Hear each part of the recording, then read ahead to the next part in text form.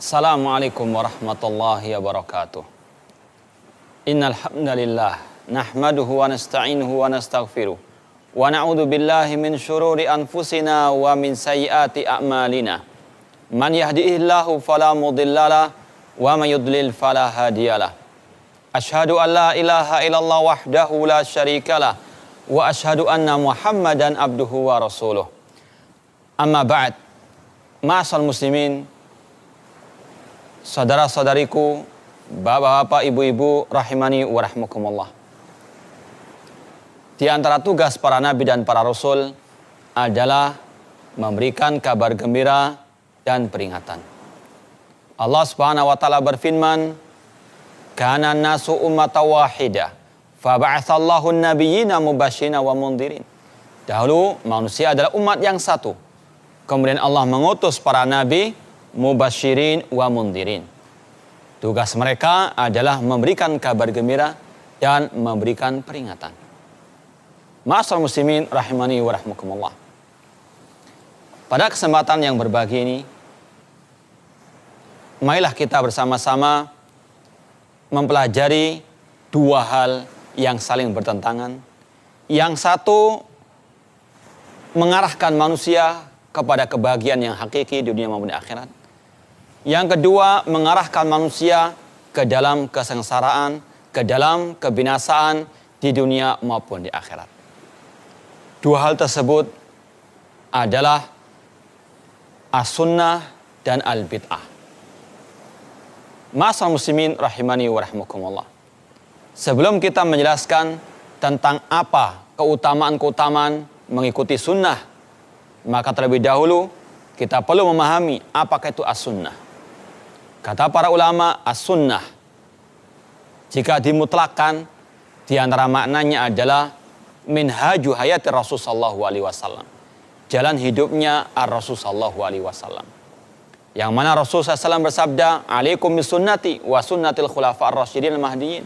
Wajib bagi kalian berpegang teguh dengan sunnahku dan sunnah para khulafa'ir rasyidin. Dalam kesempatan lain Rasul mengatakan, "Man raghiba an sunnati falaysa minni." Barang siapa yang enggan mengikuti sunnahku, maka dia bukan dari golonganku. Banyak sekali di dalam ayat-ayat Al-Quran ataupun hadis-hadis Rasul SAW yang menjelaskan kepada kita tentang keutamaan orang-orang yang mengikuti sunnahnya Rasul SAW.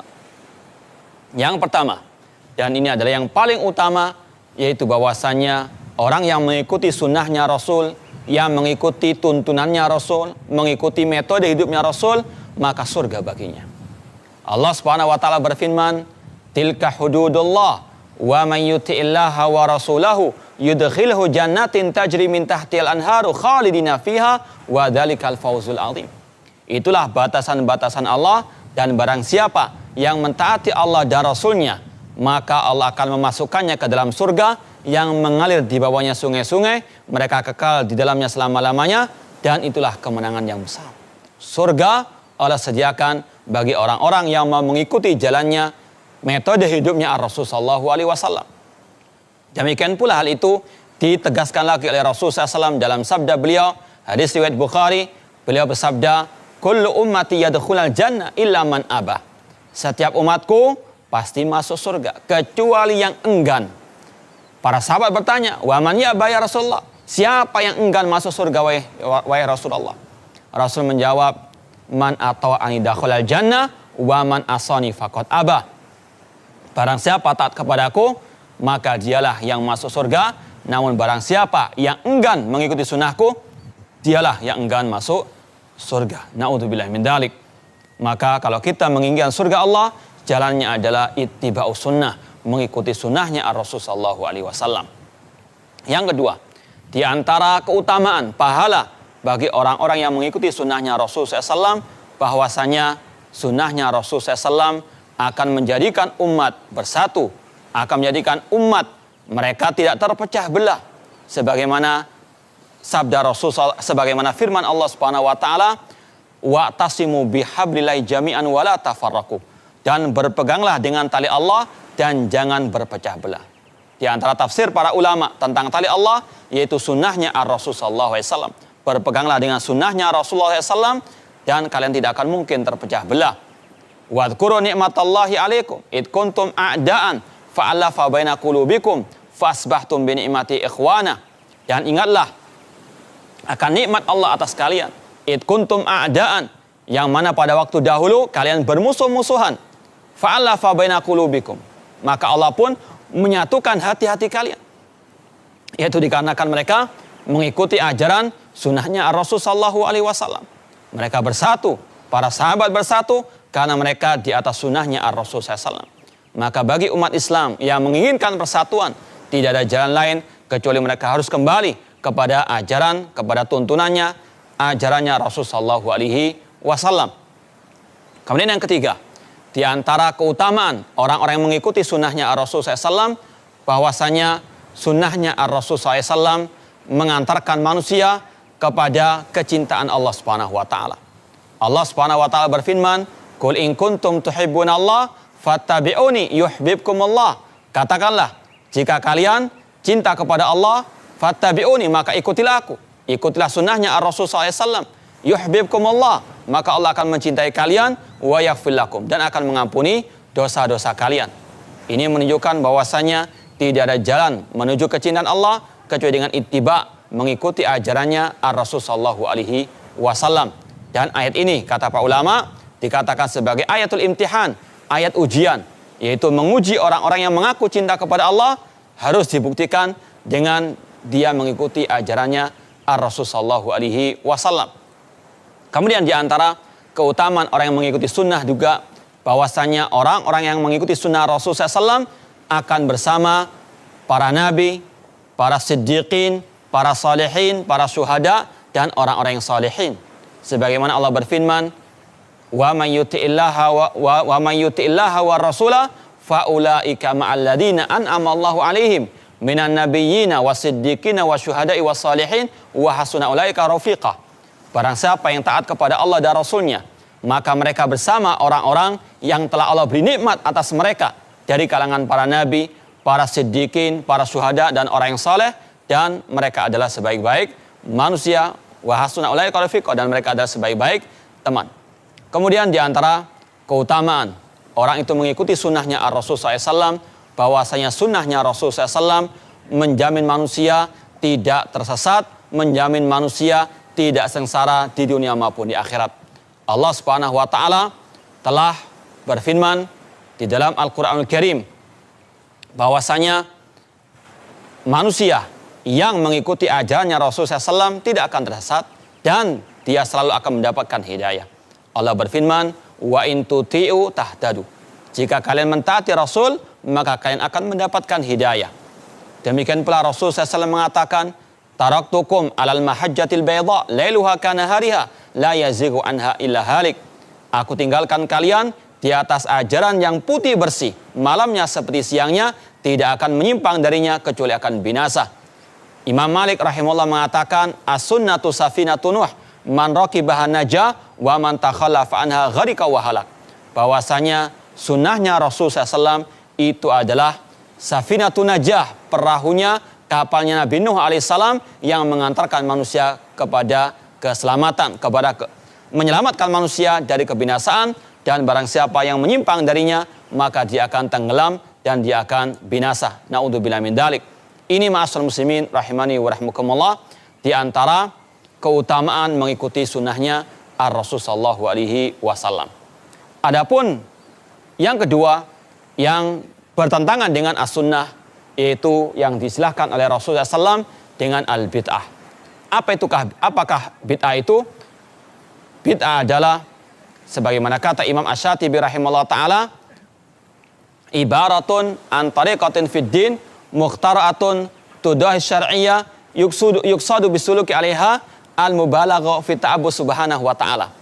Bahwasanya al-bid'ah adalah suatu jalan yang diadakan dalam syariat yang menyerupai syariat padahal itu bukan syariat, yang tujuan pelakunya berlebihan dalam melaksanakan ibadah kepada Allah Subhanahu wa taala. Atau setiap hal yang baru yang dinisbatkan kepada agama padahal dia bukan termasuk ajaran Ar-Rasul sallallahu alaihi wasallam. Dan bid'ah sangat amat berbahaya bagi umat. Yang pertama, di antara bahaya bid'ah, bahwasanya bid'ah tidak diterima oleh Allah Subhanahu wa taala. Orang yang beramal ibadah tidak sesuai dengan sunnahnya Rasulullah SAW tertolak. Rasulullah SAW bersabda, "Man amila amalan laisa alaihi amruna fahuwa raddun."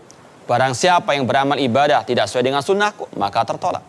Rasul juga mengatakan, "Man ahdatsa fi amrina hadza ma laysa minhu fahuwa raddun."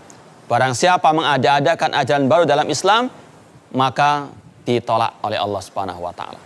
Kemudian yang kedua, orang yang berbuat kebid'ahan termasuk orang yang merugi di dunia maupun di akhirat. Allah berfirman, "Qul hal nunabbi'ukum bil aksarina a'mala alladziina dhalla sa'yuhum fil hayatid dunya wa hum yahsabun annahum yuhsinuna sun'a." Katakanlah, apakah kami akan memberitahukan kepada kalian orang-orang yang merugi, yaitu orang-orang yang telah tersesat di dunia ini namun mereka merasa telah berbuat yang sebaik-baiknya. Kemudian yang ketiga, di antara bahaya bid'ah, bahwasanya bid'ah atau pelaku kebid'ahan telah menuduh Rasulullah SAW mengkhianati agama Allah Subhanahu wa taala. Rasul SAW telah menyampaikan semuanya kepada kita. Bahkan kata Abu Dzar Al-Ghifari radhiyallahu ta'ala anhu, "Wa ma ta'irun yuqallibu janai fil hawa illa wa qad bayyana lana anhu ilman." Tidaklah seekor burung terbang di atas langit dengan kedua sayapnya kecuali telah dijelaskan semuanya oleh Rasul sallallahu alaihi wasallam. Maka kewajiban kita hanya mengikuti apa yang telah diajarkan oleh Rasul sallallahu alaihi wasallam. Barang siapa mengada-adakan hal baru dalam urusan agama, maka sungguh telah menuduh Rasul sallallahu alaihi wasallam mengkhianati agama Allah Subhanahu wa taala.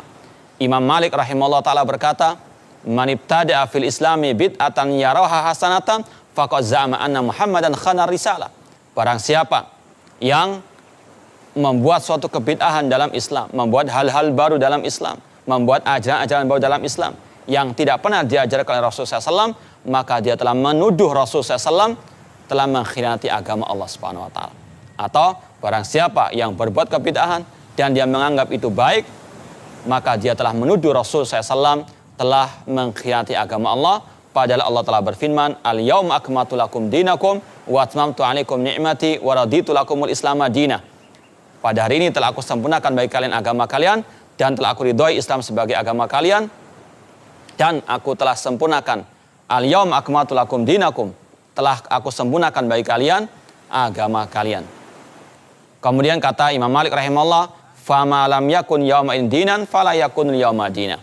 Apa yang tidak dianggap agama pada zaman Nabi SAW sampai kapanpun tidak akan dianggap sebagai ajaran agama. Namun itu adalah kebid'ahan, itu adalah kesesatan yang harus diwaspadai oleh kaum muslimin.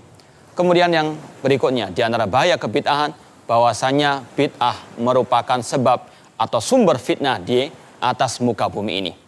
Suatu saat pernah Imam Malik rahimahullah ta'ala ditanya oleh seseorang, "Min aina uhrim?" Dari mana aku mulai start untuk ihram haji atau umrah? Kata Imam Malik, "Min Dzul Hulaifah min haitsu ahrama Rasul sallallahu alaihi wasallam." Dari Dzul Hulaifah, dari tempat yang Rasulullah SAW berihram.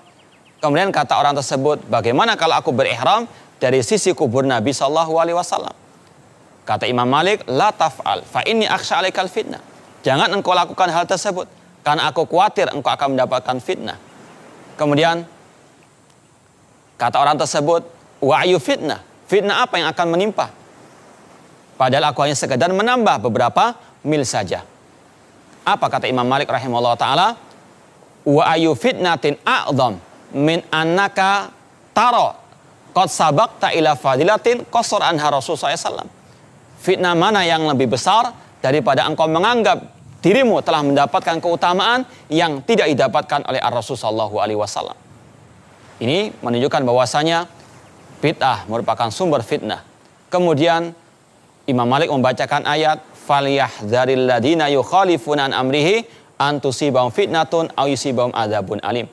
Maka berhati-hatilah orang-orang yang menyelisih ajarannya Rasulullah SAW untuk mereka ditimpa suatu fitnah atau azab yang pedih. Kemudian kata para ulama, di antara bahaya bid'ah, bahwasanya bid'ah itu pelakunya, pembuatnya telah mensejajarkan dirinya dengan Allah Subhanahu wa taala sebagai sang pembuat syariat. Allah Subhanahu wa taala berfirman, "Am lahum syuraka'u syara'u lahum minad dini ma lam ya'dzam bihillah." Apakah mereka memiliki sekutu-sekutu bagi Allah yang mensyariatkan agama yang tidak diizinkan oleh Allah Subhanahu wa taala? Harus kita yakini yang berhak membuat syariat adalah Allah Subhanahu wa taala. Maka kalau ada orang berani membuat syariat, maka dia telah mensejajarkan dirinya dengan Allah Subhanahu wa taala. Kemudian di antara bahaya bid'ah kata para ulama bahwasanya al-bid'atu baridul kufri. Bid'ah merupakan jembatan menuju kepada kekafiran. Seorang ulama Ahlussunnah wal Jamaah yang bernama Imam Al-Barbahari dalam kitab Syarh Sunnah mengatakan, "Ihdar sigharal muhdatsati minal umur." Berhati-hatilah kalian dari hal-hal yang baru meskipun kecil. Fa innaha ta'ud hatta tasira kibar. Karena hal itu akan terulang dan akan menjadi besar. Kemudian terakhirnya beliau mengatakan, dan orang itu ya tidak akan mungkin bisa keluar dari kebid'ahan tersebut, dan dia tidak akan mungkin bisa keluar dari bid'ah tersebut, dan dia akan keluar dari al-Islam.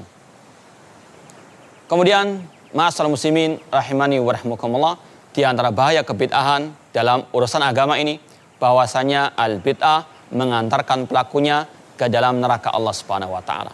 Rasulullah SAW mengatakan, kullu bid'atin dhalalah wa kullu dhalalatin finnar. Setiap kebid'ahan itu sesat dan setiap kesesatan tempatnya adalah neraka Allah Subhanahu wa taala. Mungkin ini yang bisa kita sampaikan. Semoga Allah Subhanahu wa taala memberikan hidayah kepada kita untuk kita bisa ittiba kepada sunnah Rasulullah SAW dan untuk kita menjauhkan diri dari segala bentuk kebid'ahan agar kita bisa selamat di dunia maupun di akhirat. Aqulu qouli hadza wa akhiru da'wana anil hamdulillahi rabbil alamin. Wassalamualaikum warahmatullahi wabarakatuh.